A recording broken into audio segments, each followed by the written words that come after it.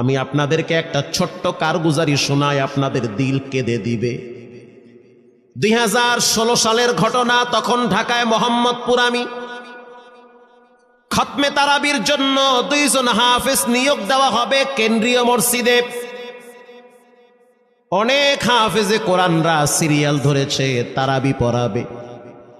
কার মনে না চায় এত বড় এক মসজিদে আমি যদি চান্স পাইতাম তো আমার কপালটা খুলে যেত।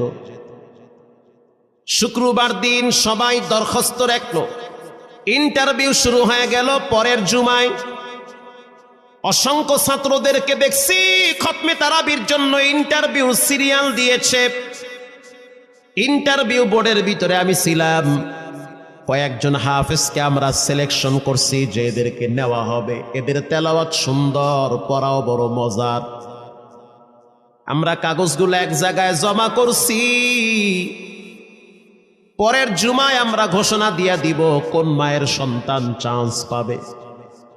পরের জুমায় যখন জুমার নামাজের পর 3টার দিকে যখন আমরা বসে বসে ফলাফলগুলা দেখতেছি যে কাকে কত নাম্বার দেওয়া হয়েছে, দরওয়াজা লাগায় দিছি, জানলা লাগায় দিছি, এসি ছেড়ে দেওয়া হয়েছে, সব লাগানো, বাহির থেকে কিছুই দেখা যায় না।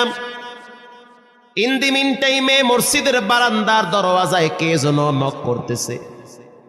খাদেম সাহেব আস্তে করে জালনা খুইলা উকি মাইরা দেখতেছে যে 2টা ছোট বাচ্চা বাহিরে দাঁড়িয়ে আছে, একেবারে অল্প বয়স। খাদেম প্রশ্ন করলো, তোমরা কারা, কেন আসছো? বলে, আমরা 2 জন আসছি খতমে তারাবির ইন্টারভিউ দেওয়ার জন্য। খাদেম সাহেব একবার পায়ের দিকে তাকায়, আবার জামার দিকে তাকায়, কারণ কথার সাথে বাহ্যিক সুরত মিলে না। অন্য অন্য ছাত্রদেরকে দেখছি কত উন্নত পোশাক পরে, গেট আপ কত সুন্দর করে ইন্টারভিউ দেওয়ার জন্য আসছে। আর এই 2 জনের দিকে তাকায় দেখলাম মনে হয় রাস্তায় ভিক্ষা করতে করতে আইছে, মানায় না, একেবারে গরিব। খাদেম বলল, ইন্টারভিউর ম্যাচ শেষ, চলে যাও বাড়িতে, নেওয়া হবে না। যাদের ব্যাপারে পরীক্ষা নেওয়া হয়েছে তাদের ব্যাপারে ঘোষণা দেওয়া হবে। বাচ্চা 2টা নাসর বান্দা বলতে আছে, আমাদের তো টাকা নাই যে আমরা ভাড়া দিয়ে এখানে আসব। বাবায় বড় কষ্ট করে 2-4টা টাকা জমা কইরা পকেটে দিয়া পাঠায় দিছে, এজন্য আসতে দেরি হয়েছে।